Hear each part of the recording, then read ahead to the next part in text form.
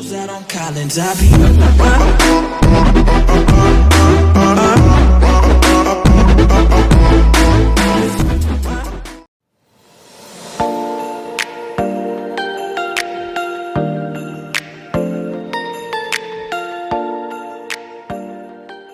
Assalamualaikum warahmatullahi wabarakatuh. Bertemu kembali dengan saya Destanul Aulia, SKM MBA MSc PhD pada program kuliah digital. Pada diskusi kali ini kita akan mendiskusikan tentang sebuah konsep sistem jaminan sosial nasional. Jadi ini adalah bagian dari mata kuliah jaminan sosial dan asuransi. Jadi diharapkan bahwa setelah kita mengikuti pertemuan ini, pertama bahwa mahasiswa dan para praktisi kesehatan itu dapat memahami konsep sistem SJSN ini secara keseluruhan. Kemudian setelah konsep ini dipahami, tentunya bisa digunakan untuk menganalisis, apa yang terjadi dengan sistem jaminan sosial nasional kita, sehingga hasil analisis itu nanti bisa digunakan untuk mengevaluasi, untuk memonitoring, untuk melakukan evaluasi, untuk penambahbaikan sistem jaminan sosial nasional, ataupun bisa digunakan untuk penelitian yang berhubungan dengan skripsi para mahasiswa. Baik, pada konsep ini ya kita dapat terangkan bahwa ada beberapa poin yang penting ya sebagai landasan hukum ya. Yang pertama itu ada Undang-Undang Nomor 40 Tahun 2004 itu tentang SJSN, itu kalian harus tahu, kita semua harus tahu, kita harus membaca ya. Kemudian ada Undang-Undang Nomor 36 Tahun 2009 itu tentang kesehatan, ada Undang-Undang Nomor 24 Tahun 2011 tentang BPJS, dan ada Peraturan Presiden Nomor 12 Tahun 2013 tentang jaminan kesehatan, dan ada landasan hukum yang lainnya. Jadi karena kita ini bidangnya adalah administrasi kebijakan kesehatan, maka hal-hal sebagai dasar dibuatnya suatu kebijakan itu sudah seharusnya lah menjadi landasan kita. Ya, jadi saya mengharap, saya tidak menegaskan apa isi undang-undang itu, diharapkan bahwa para praktisi, para mahasiswa bisa mengetahui tentang landasan hukum tersebut. Nah, kemudian hal yang paling penting lagi, pertama kita harus mengetahui tentang apa itu sistem jaminan sosial nasional itu. Nah, itu harus menjadi konsep awal kita. Jadi jaminan kesehatan nasional itu adalah berhubungan dengan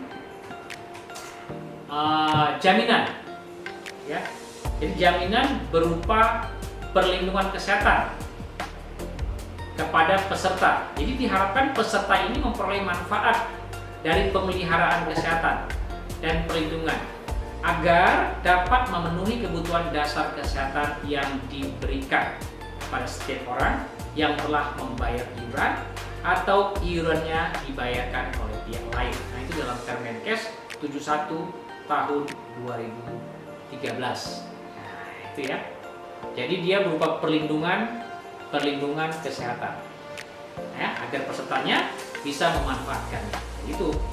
Jadi dalam hal ini ya ada yang bayar sendiri, namanya adalah peserta mandiri, ada yang dibayarkan oleh pemerintah. Nah, itu adalah bagi warga fakir dan miskin. Nah, itu ya. Jadi Anda sudah tahu ya. Nah, berikutnya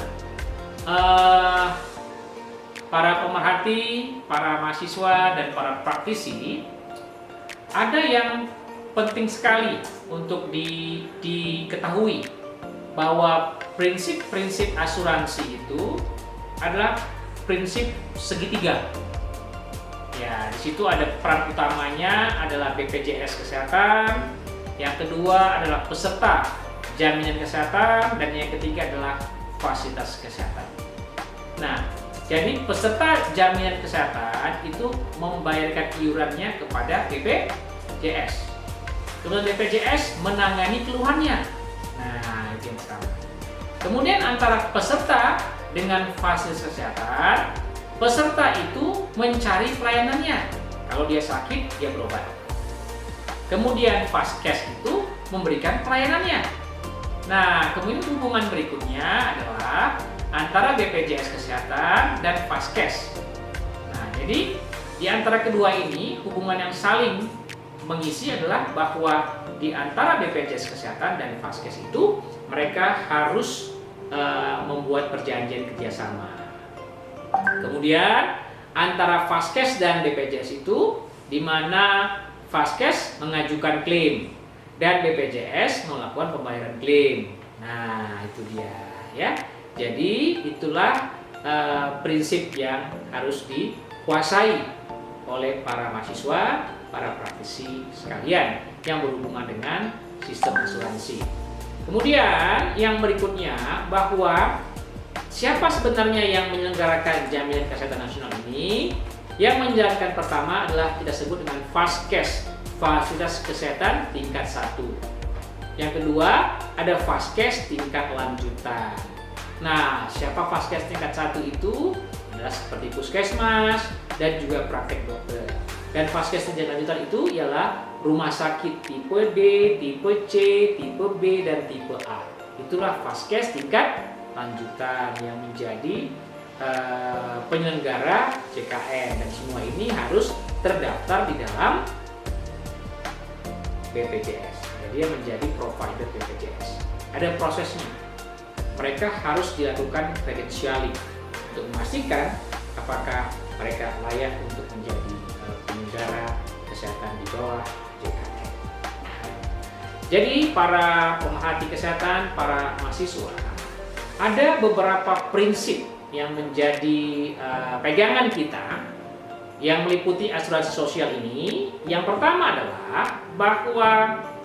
adalah prinsip kegotong royongan. Jadi tidak peduli yang kaya, yang miskin, yang sehat dan sakit itu masuk dalam aktivitas atau semangat gotong royong. Yang kedua ialah dia merupakan program nirlaba, bukan mencari keuntungan. Yang ketiga, dia bersifat terbuka. Yang keempat, dia sangat hati-hati. Kemudian dia kepesertaannya bersifat wajib. Kemudian dia terukur. Kemudian dia portabilitas. Dan dia merupakan dana amanat. Dan hasil pengelolaan dana jaminan sosial itu digunakan seluruhnya untuk pengembangan program dan untuk sebesar-besarnya untuk kepentingan peserta. Nah, itu adalah merupakan prinsip asuransi sosial. Nah, kemudian siapakah peserta jaminan kesehatan itu?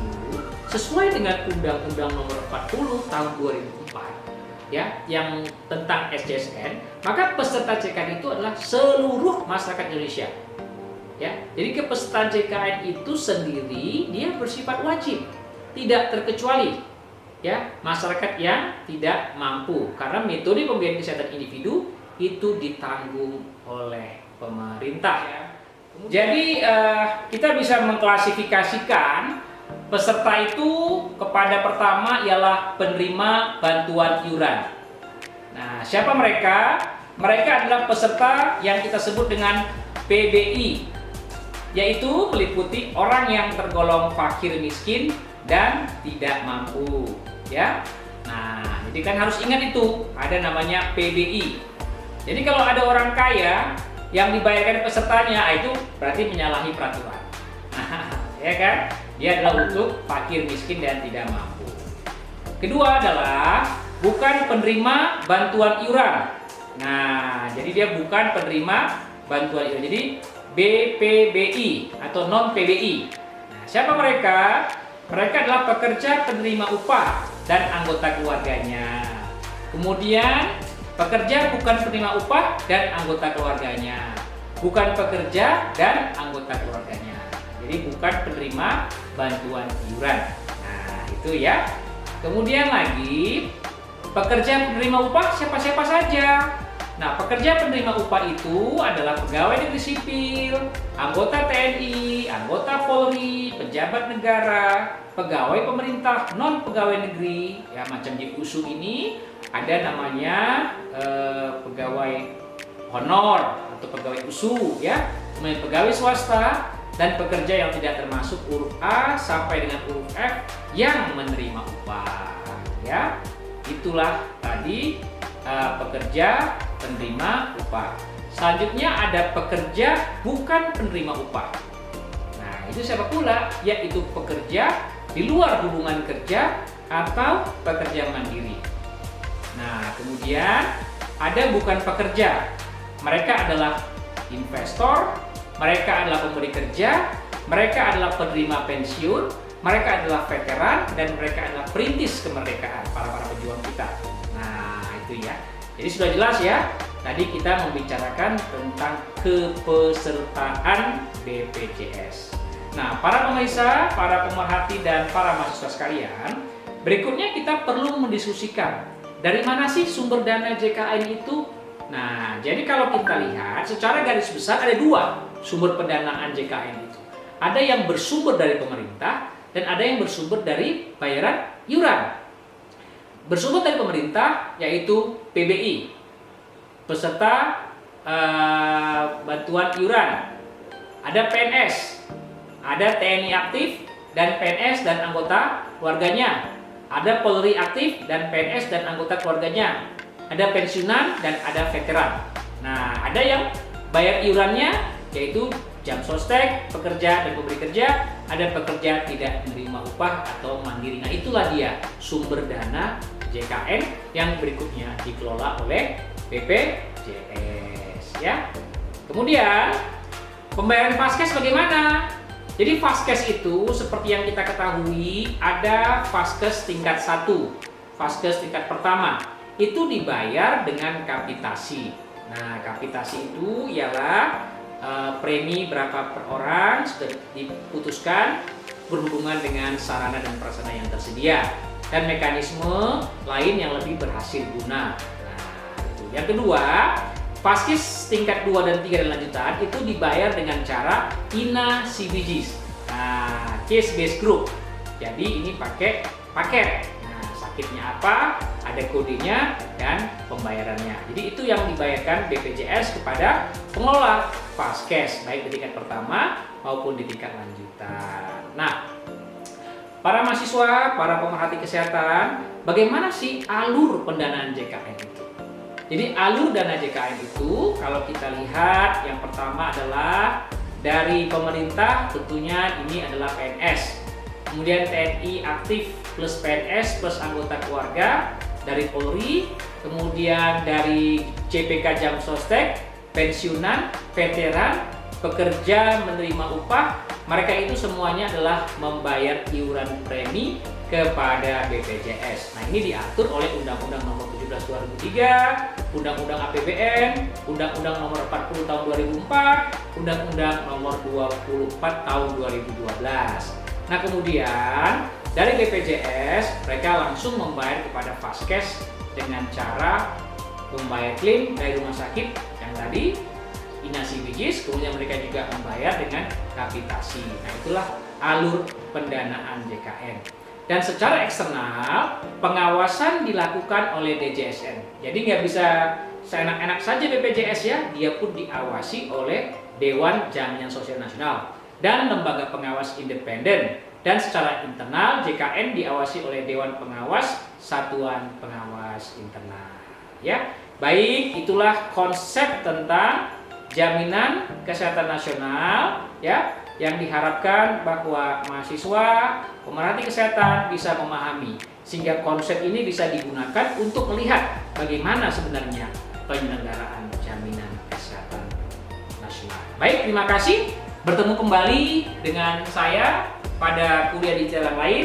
Sampai jumpa dan salam sehat. Rebels out on Collins, I be